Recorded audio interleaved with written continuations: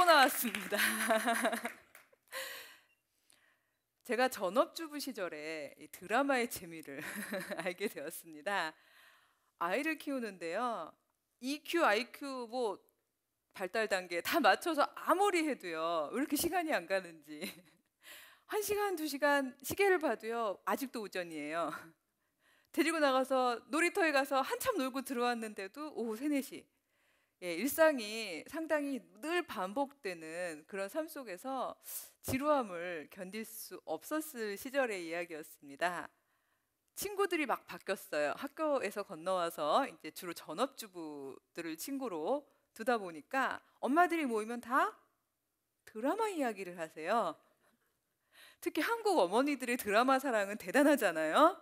저 얼마 전에 제가 해를 품은 달 그거 마지막 시간이었을 거예요. 그때 제가 우연히 급한 일이 있어서 친구한테 전화를 했다가 굉장히 구박을 받았습니다.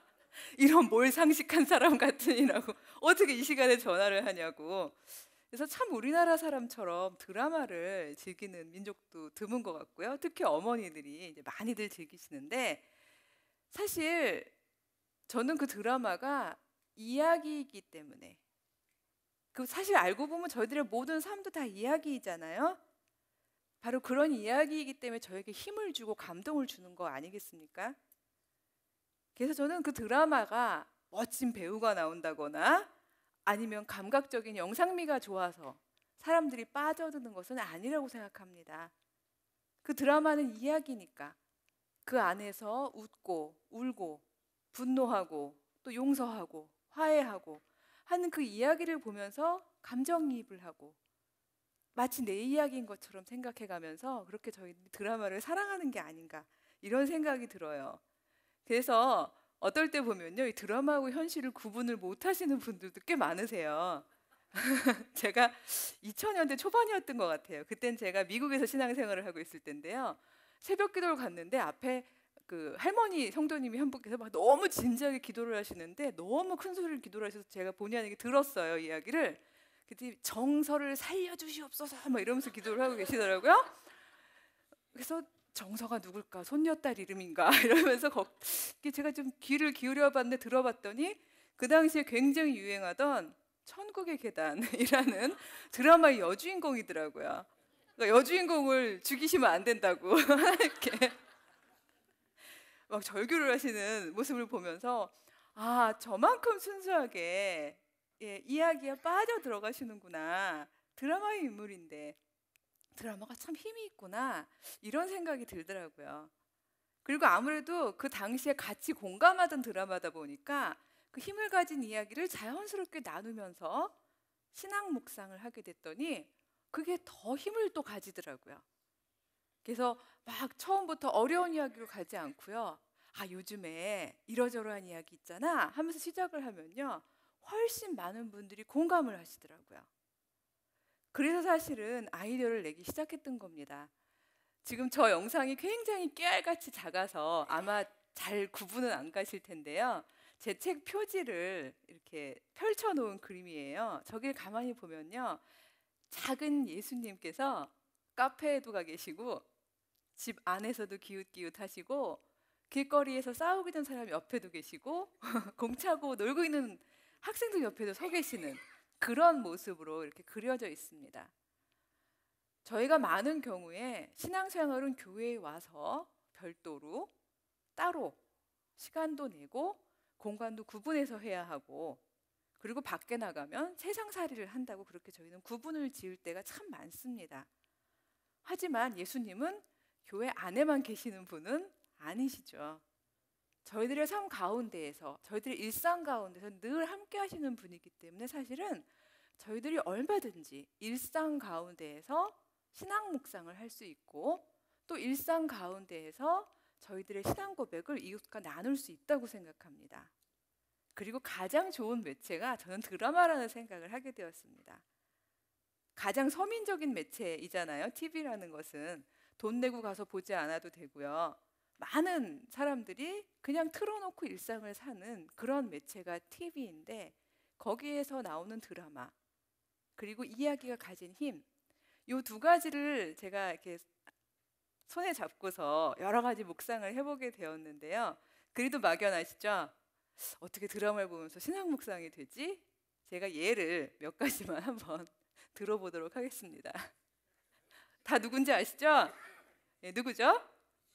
미실. 예, 미실은 다 아시더라고요. 그래서 언젠가 저희 아이가, 저는 선덕여왕을 보지 않았었는데 그 당시에 학교 갔다 돌아오더니 막 뛰어서 들어오면서 엄마 엄마 오늘은 꼭 선덕여왕 봐야 돼요.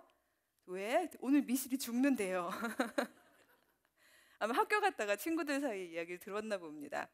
그래서 틀었어요. 굉장히 아주 거국적인 그 일인 것 같아서 틀어서 보는데, 아 정말 악녀라도 멋있더라고요. 카리즈마가 너무 대단하고, 저 마지막 순간에 완전히 제가 몰입을 해서 보다가 그만 제 아이에게 물으면 안 될 질문을 하고야 말았습니다. 얘 누구야? 저 아줌마가 더 예쁘니? 엄마가 더 예쁘니? 예, 제정신이 아니었죠. 우문의 현답이라고 저 아이가 고개를 푹 숙이더니요, 조금 포즈를 하듯 이렇게 얘기를 해요. 엄마, 저 아줌마 예쁘고요. 엄마는 좋아요. 너무 맞는 말이죠. 예, 그래서 제가 다시는 그 이후로 저희 아들에게 그런 어리석은 질문을 하고 있지 않습니다만, 그 미실이 죽는 장면을 저희 아들하고 저하고 숨도 안 죽이고 봤어요. 너무 멋진 것 같더라고요. 뭐 제가 자세하게 얘기할 수는 없지만 지금 선덕 여왕이 이제 여왕이 되었는지는 모르겠지만 둘 사이에 팽팽하게 대결을 하다가 자기가 이제 질 수밖에 없는 상황이라는 거를 이제 깨달은 순간이었어요. 이 순간에 자기 하나가 죽어서 자기의 다른 많은 사람들을 살릴 수 있는 선택이 있다는 것을 알게 된 거예요. 그래서 미실이 그 정말 신복처럼 따르던 자신의 남편인 그 설원랑에게 살아남으십시오. 그리고 나 혼자 죽을 테니 이 모든 걸 감당하고 갈 테니 나의 사람들을 남겨놓으십시오. 그리고 덕만의 왕국에서 잘 자리를 잡을 수 있도록 도와주십시오 하고 얘기를 해요. 볼 때는 제가 굉장히 멋있다고 생각했어요.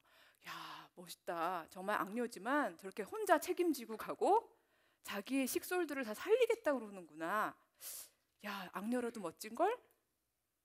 근데 보고 나서 돌아서는데요, 내내 불편해요. 어떻게 보면 언뜻 보면 저는요, 사실 저 장면에서 예수님의 십자가가 살짝 떠올랐었어요. 내 사람들을 살리기 위해서 대신 죽는 대장. 근데 참 이상하게요, 이게 얼른 떠올랐는데 근데 이게 매치는 안 되는 거예요. 그래서 기도하면서 곰곰이 곱씹고 묵상을 하다가 문득 깨달은 깨달음이, 어머나, 겉으로 볼 땐 너무 비슷한데 정반대의 죽음이구나. 예, 이런 생각이 오더라고요. 왜냐하면요, 덕만의 죽음은 그녀의 마지막 덕만이 아니라 미실이죠. 미실의 죽음은 그녀의 마지막 전략이었습니다. 자기가 여왕이 되고 싶었는데 그 길이 막혔거든요. 그 차선책은요, 자신의 아들인 비담을 왕을 만들게 하는 거였어요. 그것을 위해서 자신은 대신 죽지만 자신의 사람들을 덕만의 왕국에다 심어놓고 싶었던 거죠. 한마디로 말하면 자기의 확장입니다. 자기를 연장시키고 자기를 확장시키기 위해서 가장 효과적인 전략을 사용한 죽음이었던 거죠. 하지만 예수님의 죽음은 어땠나요? 예수님은 예수님 자신의 확장을 위해서, 그다음에 예수님 자신의 그 욕망을 넓히기 위해서 그렇게 돌아가시면서 다른 사람들을, 너희들이 살아남아서 나를 계속해서, 나의 의지를 계속해서 이어가라, 이런 식으로 얘기하고 돌아가셨나요? 완전 반대로 예수님은요, 우리들의 자유함을 위해서 돌아가셨습니다. 저는 너의 너됨을 위해서 돌아가셨다, 이렇게 표현을 해요. 나의 나됨을 확장하기 위해서 돌아가신 죽음이 아니고요, 너희들의 너희들됨, 너희가 하나님의 자녀로서 자유를 가지고 생명력을 팔팔하게 이 세상에서 마음껏 펼치면서 살아갈 수 있도록, 그렇게 너희들이 온통 죄에서부터 해방될 수 있도록 내가 대신 죽으마 하신 죽음이거든요. 그러니까 너무나 반대더라고요. 그 순간 제가 참 소름이 끼쳤어요. 어쩌면 저희가 늘 적그리스도를 조심해라, 적그리스도는 겉모습이 너무 그리스도와 비슷하다, 이런 이야기를 교회 안에서 많이 들었잖아요. 근데 참 보면서, 야, 저렇게 매력적으로, 저렇게 카리스마 넘치게, 저렇게 아름다운 모습으로 죽어가는 모습에 깜빡 속았을지도 모르겠다. 어쩌면 우리 일상 속에서 저렇게 매력적이기 때문에 우리가 속아 넘어가는, 그러나 성경의 가르침과는 상당히 상반되는 그러한 일들이 많이 일어날지도 모르겠다, 이런 생각이 들더라고요. 그래서 그런 묵상을 주변에 크리스찬들하고 얘기를 했더니 워낙 인상적인 장면이었고 사람들이 많이 공감을 했던 장면이었기 때문에 얼른들 그 얘기를 들으면서, 그 부분까지는 생각을 못했는데 참 그럴 수 있겠군요 하고 다들 공감을 해주시더라고요. 하나만 더 볼까요? 혹시 저 드라마를 보신 분들이 있으신지 모르겠어요. 내 마음이 들리니? 라는 그 제목의 드라마였는데요. 저기 이렇게 앞에 랜턴이 달려있는 모자를 쓴 사람 이야기를 저 오늘 해보고 싶어요. 저분 성함, 극중 성함을 아시는 분? 정보석은 배우 이름이죠. 예, 맞습니다. 정보석이라는 배우께서 열연을 하셨던 봉영규라는 인물입니다. 그 지적 장애인이에요. IQ가 70이라고 그럽니다. 구구단 못 하시고요. 한글도 못 쓰세요. 동네 아이들이 다 바보라고 놀려요. 아들도 너무 창피해해요. 어디 밖에 나가서 아빠라고 자꾸 이렇게 관계를 드러내는 걸 싫어해요. 심지어는 여러 가지로 그 주변 사람들한테 민폐를 많이 끼친다고 사람들이 생각해서 바보고 놀리는 사람입니다. 근데 참 신기한 건요, 저 소위 이 세상 사람들이 정해놓은 범주에는 바보라고 카테고라이즈 되는, 범주화되는 저 사람이요, 제가 가만히 보다 보니까 이게 보통 대단하신 분이 아니에요. 구구단은 비록 못할지언정 저분이 좋아하는 여자친구 이름이 미숙이에요. 근데 그 미숙 씨가 청각장애가 있습니다. 들리질 않아요. 그러니까 미숙 씨하고 대화를 하고 싶어서 저분이 수화를 배웁니다. 근데 굉장히 정확하게, 그리고 굉장히 잘 배워내죠. 그래서 수화로 미숙 씨하고 대화를 별의별 이야기를 다 많이 했었어요. 비록 한글은 목적이 내가 꼭 굳이 한글을 배울 필요가 없었는지도 모르겠지만, 한글은 내가 비록 못 배웠지만 사랑하는 미숙 씨하고 같이 대화하기 위해서 수화를 아주 빨리 습득한 분이거든요. 그리고 저분은 꽃 박사예요. 그래서 어눌해 보이지만요, 일하는 식물원에서 웬만한 꽃이 시들시들 병이 들면 모두가 다 저 봉영규 씨를 찾아요. 그럼 가서 정확하게 그 각 꽃마다 어떻게 행동해야 될지, 어떻게 대처해줘야 될지, 어떻게 보살펴야 될지를 아시는 분입니다. 또 하나 제가 굉장히 놀랐던 건요, 지금 저기 누워있는 사람이 남자 주인공이에요. 근데 저 남자 주인공이 여러 가지 이유 때문에 자신이 청각 장애인 것을 숨겨야 하는 그런 상황에 놓여 있습니다. 그래서 어렸을 때부터 굉장히 철저하게 엄마한테 훈련을 받았어요. 남들한테 자기가 청각 장애인 걸 들키지 않는 훈련. 그래서 눈으로 사람이 입모양을 잘 보고는 그 입모양을 읽어서 자신이 청각 장애가 아니라는 걸 들키도록 훈련을 받은 사람이에요. 똑똑한 사람들 다 속아 넘어갔습니다. 그 회사 내에서 적대적인 관계에 있는 사람들은 아무도 몰라요, 저 남자 주인공이 청각 장애인지를. 근데 참 신기하게도 봉영규 저분은요, 몇 번 보지도 않았는데 이제 미숙 씨가 이러저러한 사건으로 먼저 사고 때문에 하늘나라에 갔거든요. 근데 그러고 난 다음에도 미숙 씨랑 늘 대화를 해요, 저 봉영규 씨는. 근데 어느 휘황청 달이 밝은 날 연못가에서 저 영규 씨가 그렇게 말을 겁니다. 미숙 씨에게. 미숙 씨, 미숙 씨 닮은 사람 만났어요. 눈이 미숙 씨랑 참 닮았어요. 저는 그렇게 얘기할 때까지만 해도요, 저 두 배우가 별로 닮지 않았는데 왜 눈이 닮았을까? 그렇게 생각하고 곰곰이 한 번 더 생각해 보니까요, 청각 장애인의 눈은 입모양을 보고 그 사람의 말을 읽어내잖아요. 그게 다른 사람하고 다를 수 있겠다는 생각이 들더라고요. 유난히 그 사람의 입모양을 관찰하는 눈, 그 눈을 저 봉영규 씨는 바로 알아채린 거죠. 그러면서 미숙 씨를 닮은 사람이에요. 그리고 뭐 소문을 퍼뜨리진 않았지만 그 다음부터는 저렇게요. 불빛을 환하게 해서 자기 입모양을 저 남자 주인공이 늘 볼 수 있게끔 해줘요. 그래야지 자기가 무슨 말을 하는지를 아니까. 전 솔직히 봉영규 씨가 천재라고 생각합니다. 바보라는 말은 이 세상이 붙인 이름이죠. IQ 70이요?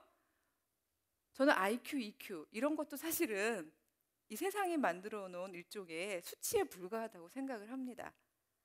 어쩌면 하나님 나라는요, 그렇게 똑똑한 사람들에게는 가리워진 그런 나라가 아닐까 하는 생각을 합니다. 예수님도 그러셨잖아요. 너희가 어린아이와 같지 아니하면 하나님 나라를 볼 수 없다.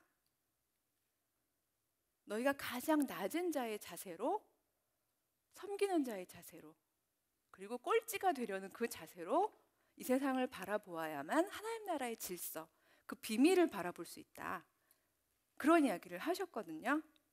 그래서 그런 시각으로 보다 보면요, 이 드라마의 한 사람 한 사람, 한 인물 한 인물의 이야기들이 참 새롭게 다가오는 것 같습니다. 그래서 저런 그 영규 씨 이야기를 하면서도 선생님들하고도 많은 이야기를 나눴고, 또 제 동네 같은 그 주부 엄마들하고도 많은 이야기를 나누었었어요. 그래서 이야기가 가진 힘을 저희가 공감을 했던 기억이 있는데, 삶은 결국 이야기입니다. 그리고 훌륭한 삶은 다시 들려질 가치가 있는 이야기입니다. 저희는 영웅적인 삶을 꿈꾸지만 사실은 순간순간 저희 주변에서 이렇게 작고 성실하고 아름다운 이야기들을 모아가면서 저희들의 삶을 만들어가는 것 같습니다. 그리고 어느 날, 훗날 저희들의 삶을 돌아보면서 누군가가 그 삶은 다시 들려질 가치가 있는 삶이야. 그 삶을 통해서 사람들이 힘을 얻고 용기를 얻고 또 예수 그리스도를 만나고 하나님의 임재를 경험할 수 있어. 그렇게 되면 그 삶은 크리스찬으로서 성공한 삶이 아닌가, 그런 생각을 해봅니다. 그래서 성서 안에 있는 많은 사람들의 삶이 그렇게 다시 들려질 가치가 있는 삶이었고요. 그리고 예수 그리스도의 삶이 그러하셨고, 그리고 저 드라마 안에서도 우리가 작고 스쳐 지나가는 것 같지만 다시 꺼내어서 그 말씀 속에서 묵상을 하고 하나님의 이야기를 매치시킬 수 있는 그러한 삶들을 찾아낼 수 있다는 생각을 합니다.